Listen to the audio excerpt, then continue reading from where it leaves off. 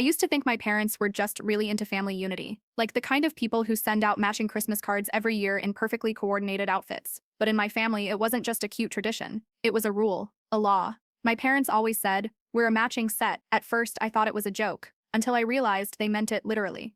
Growing up, I was one of three sisters: me, Jessica, then Emily, and little Ava. People called us the Mirror Girls. Same haircut, same clothes, same shoes, same forced smiles. My mom cut our hair every Sunday night at the kitchen table, making sure every strand hit exactly the same length. She'd tilt her head, squint, and say, "Perfection is our reflection." Our dad handled the wardrobe. He'd come home with three identical dresses, holding them up like trophies. I remember once asking if I could get the blue version instead of the pink. He looked at me like I'd cursed. "Why would you want to look different, Jess? We're a family. Families match." At first, it didn't seem like a big deal. Other families had weird traditions too, right? My friend's family prayed before every meal. Another friend's mom made them wear sunscreen inside. So, matching outfits. Sure, harmless enough, until it wasn't. I was 9, the first time I realized how serious my parents were about it. My aunt had given me a little silver bracelet for my birthday. Just me, not my sisters. It had my name engraved, Jessica. I wore it to school the next day. That evening, my mom's face went pale when she saw it. She yanked it off my wrist so hard it left a red mark. "We don't single anyone out," she said, ever. Then she locked the bracelet away in a drawer I never saw again.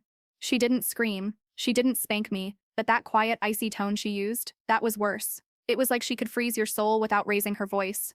Every family photo was a production. My mom adjusting our hair, lining us up like we were models for some creepy catalog. My dad would stand behind the camera and say, "Smile the same, we're one unit, remember?" And if any of us blinked or tilted our heads the wrong way, he'd sigh and make us do it again. Even our initials were designed to match. J, E, A, for symmetry, my mom said, like a perfect set. She even made a family scrapbook where she wrote, "Our daughters, a reflection of our unity." At the time, I thought it sounded poetic. Looking back, it feels more like a warning. By the time I turned 13, I started to hate mirrors. I'd stare into them and feel confused, like I wasn't looking at me anymore. Just some version my parents had built. A copy of Emily, a clone of Ava. If I wore my hair differently or laughed too loud, my mom would give me this disappointed look and say, "You're breaking the pattern, Jess. Don't you want to belong?" I wanted to belong. God, I really did. But deep down, something always felt off. One night, I tried painting my nails blue. Tiny act of rebellion, right? When my mom saw, she didn't yell. She just sat me down, dipped a cotton ball in nail polish remover, and started scrubbing. Hard. "Pretty girls don't need to stand out," she said softly, like she was comforting me. "We shine together, not apart." My fingertips burned, but I didn't move. Even my sisters played along. Ava was too young to question anything. And Emily, she was mom's favorite, the perfect mirror. She'd tattletale if I tried anything different, like the time I tried wearing jeans instead of a dress. She whispered, "You're gonna make mom cry." And she was right.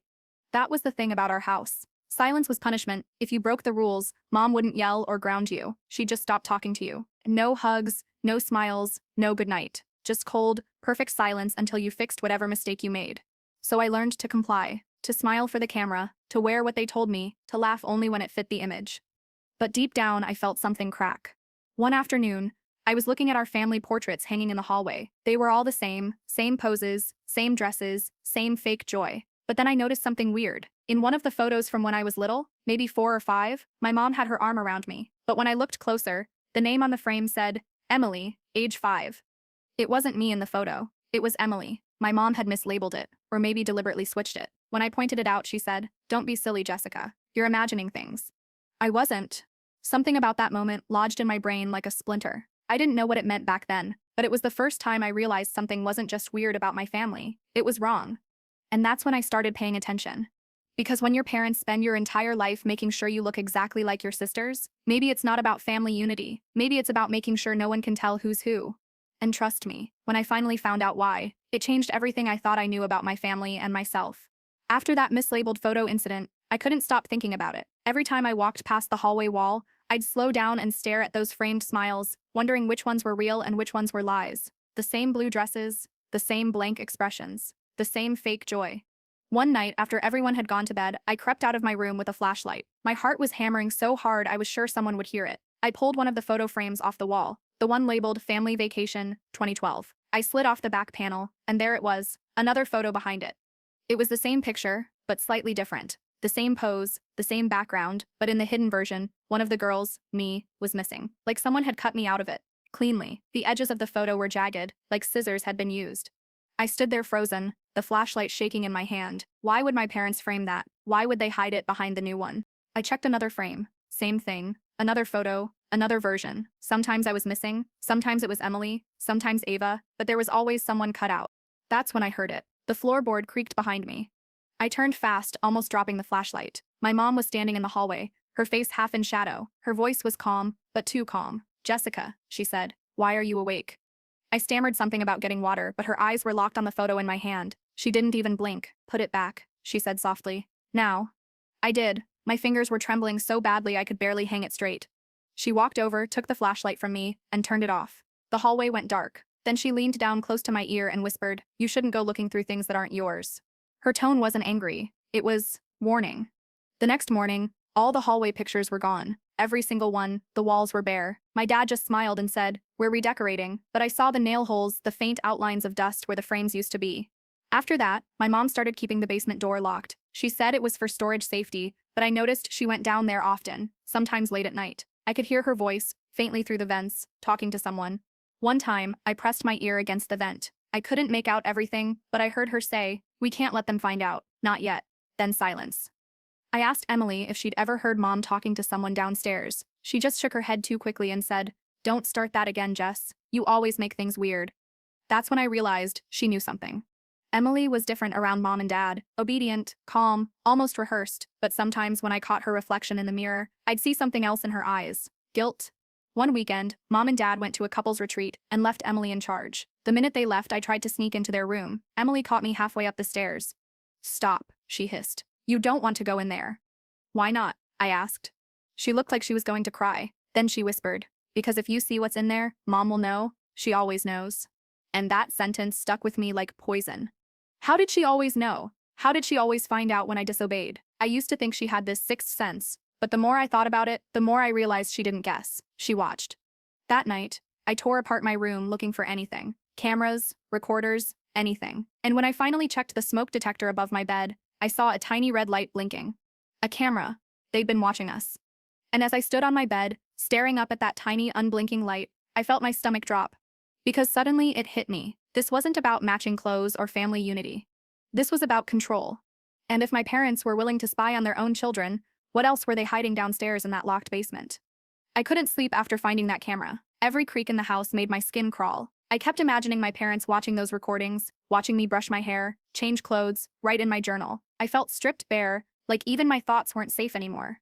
The next day, when Mom left for work, I waited until her car disappeared down the street. My hands were shaking as I slipped into her bedroom. It smelled like her perfume, lavender and iron. Somehow, her vanity drawers were all neatly organized, except one that stuck slightly when I tried to open it. Inside, beneath layers of folded scarves, was a small brass key on a faded blue ribbon. I knew instantly what it was for.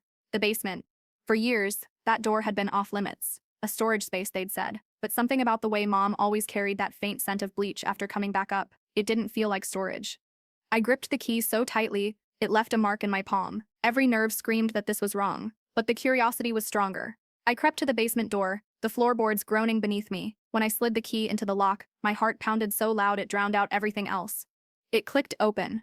The air that hit me was cold, stale and chemical. I turned on my phone flashlight and started down. The basement wasn't dusty like I'd expected. It was spotless, too clean. On the far wall were rows of identical boxes, each labeled with our names: Jessica, Emily, Ava, and under each name, dates, ranging from our birth years to now. I opened the one with my name on it. Inside were manila folders, sealed envelopes, and dozens of photographs. My entire life cataloged, school records, hair samples, even a childhood drawing I'd made that I thought Mom had thrown away. At the bottom was a medical bracelet. It read Emily Carter, allergic reaction, age 5. But it was attached to my name tag. My stomach twisted. I opened Emily's box next. Same thing. Photos of me, labeled as her. Hospital forms. Insurance documents. All mixed up like someone had deliberately switched our lives. And that's when I heard footsteps upstairs. Slow. Careful. Someone was home. I turned off my flashlight and crouched behind the storage shelves. My phone buzzed in my pocket. "Emily." A text. "Get out of there. Now." My blood froze. She knew I was here, but how? The footsteps stopped above the basement door. Then the handle turned. I grabbed the brass key and jammed it back into the lock, holding it in place from the inside. My breathing was loud. Too loud. "Jessica." My mom's voice floated down, eerily calm. "Sweetheart, you shouldn't be down there." I didn't answer. "You could get hurt," she said again, her tone tightening. Come upstairs. I'll explain everything. Explain what? That she'd been stealing our identities? That she'd turned our family into some twisted experiment? I stayed silent. Then came a sound that made my blood run cold, the faint scraping of another key sliding into the lock. She had a spare. I bolted across the room, clutching the folders and photos against my chest. The door started to open as I reached the other side of the basement, searching for another exit. There, a small window near the ceiling. I stacked boxes beneath it, climbed up, and shoved it open. The cold air hit my face just as the basement light flicked on behind me. Jessica. Mom's voice cracked, but not from fear, from fury. I scrambled out the window, tumbling into the backyard, scraping my knees on the gravel. I didn't look back. I ran. Through the yard, past the fence, down the street, my heart racing, hands clutching evidence that could destroy my family. When I finally stopped behind an old gas station, I called Emily. She didn't answer. But a minute later, she texted again. You don't understand, Jess. They did it to protect us. Protect us from what? Before I could reply, another message came through. Don't go to the police. They'll come for you next. And that's when I realized I didn't even know who they were. I didn't sleep that night. I couldn't. Every time I closed my eyes, I saw my mother's face, the calm, terrifying kind of anger that doesn't explode but simmers, the kind that waits. By morning, my phone had blown up with texts from Emily. Please come home. You're making this worse. They're panicking. Worse? I just uncovered that my whole childhood was built on stolen identities and insurance scams. How much worse could it get? But the thing is, I wasn't sure I could trust Emily either. Her warning from last night kept echoing. Don't go to the police. They'll come for you next. Who was they? I went to my apartment downtown, locked every door, and spread out the evidence across my kitchen table. Medical forms, fake insurance claims, duplicate birth certificates. I started matching the handwriting, the signatures. Every single one had been forged by my dad. He'd been the one signing my name on every fraudulent document. My loving father, who used to tell me I was his pride and joy. Then I noticed something. An unmarked envelope at the bottom of the pile. Inside was a photocopy of a death certificate. Name, Jessica Carter. Date of death, July 17th, 2001. Age 3. I was 3 years old in 2001. That's when Emily's accident happened, the allergic reaction Mom always mentioned but refused to explain. But if I died, then who was I? The room started spinning. My parents didn't just fake medical forms, they had faked my existence. I called Emily again. She picked up, whispering like someone was in the room with her. Jess, listen, you don't get it. You weren't supposed to find that. What does that even mean? I shouted. What the hell am I to you people? She hesitated. I could hear her crying. You were supposed to replace me. When I almost died, they needed someone for the insurance. They didn't think I'd make it. My breath hitched. My own name, my identity, wasn't even mine. I was built on a lie. They said you'd never find out, she whispered. They said it would keep us safe. Safe from who? I demanded. There was a long pause, then a voice, not Emily's, came through the phone. My father's, calm, cold, deliberate. Jessica, come home. We can fix this. My stomach turned. He was in the room with her. I hung up and threw the phone across the counter. Seconds later, my apartment buzzer went off. Once, twice, then again. I froze. I hadn't told anyone where I was. I walked toward the door quietly, peering through the peephole. Nothing, just the empty hallway. Then, out of nowhere, my mailbox creaked open downstairs. I grabbed my phone, turned on the camera app, and zoomed in through the window. A man in a baseball cap was shoving something into my mailbox, a yellow envelope. When I ran down to grab it, he was gone. Inside was a single Polaroid photo. It showed me, standing at my kitchen window, taken 5 minutes ago. On the back, in neat block letters, it read, "Stop digging, Jessica. The dead stay dead." My hands went numb. My parents weren't just hiding fraud. They were hiding something darker. Something that might explain why, all these years later, my family still looked exactly the same and why they needed me to never question who I really was. I didn't sleep for 2 days after that photo showed up. I taped the windows shut, double-locked the doors, and even shoved a chair under the knob like some paranoid movie character. Except this wasn't paranoia. This was survival. I kept replaying that moment. My father's voice through Emily's phone. The cold confidence, like he still believed he had control, like even now I was still his obedient little doll. But something had broken inside me. So I did the one thing he never thought I would. I fought back. I gathered everything, the fake birth certificates, the death record, the Polaroid, even the audio recordings I'd secretly captured during our last argument. Then I drove 3 hours to meet my old college friend Danny, a freelance journalist who once told me, every perfect family hides a scandal.